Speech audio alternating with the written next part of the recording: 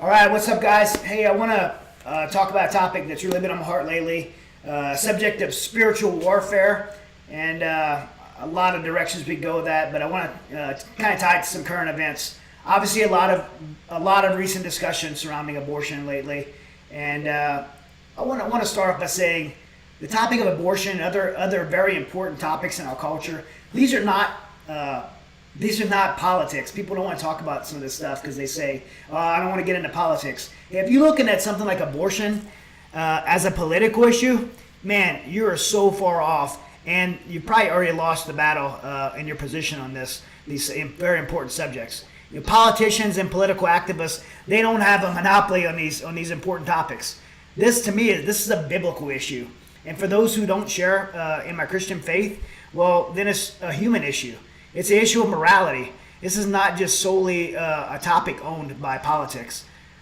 But on that subject, there's a verse in the Bible that's really stuck out to me in recent days, and I want to share it with you. And this is out of Jeremiah 1:5, as God says, "Before I formed you in the womb, I knew you. Before you were born, I set you apart, and I appointed you to be a prophet to the nations." Every child formed in the womb at conception, and I believe in life at conception, is known personally by God Himself, and He's set us all apart for a special purpose. Every baby in the womb, and that includes you listening. We've been set apart to be prophets to the nation. We have a purpose, we have a calling, we have a mission to be a part of, and that is to do just that. And that's what God has created us for.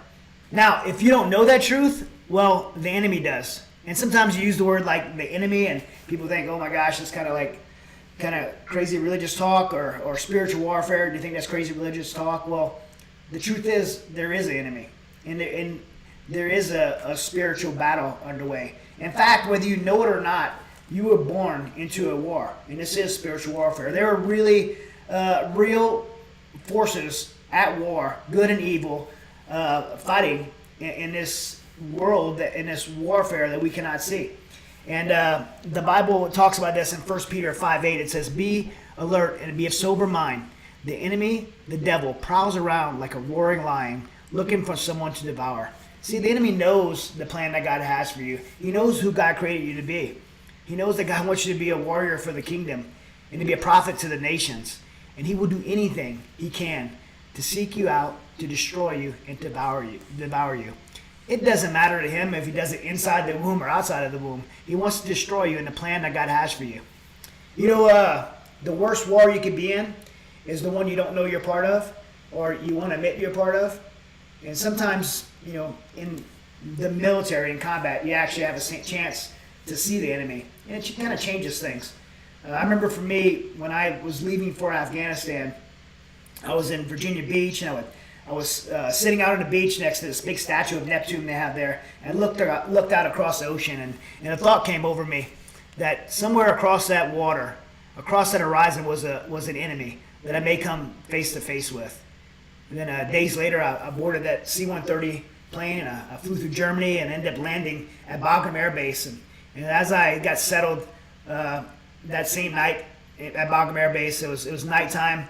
I walked out kind of alone on the perimeter of the base there, and it felt much like 29 Palms, that dry desert air, and I was in the dark thinking the very same thought. Somewhere on the other side of that concertina wire is a real enemy that wants to kill me, the Taliban, and I'm here now, and this is real, and it's on.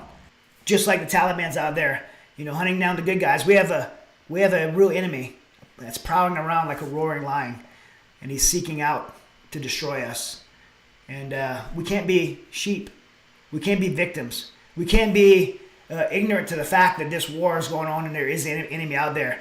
We have to recognize the war we're in. We have to know the enemy that we're facing.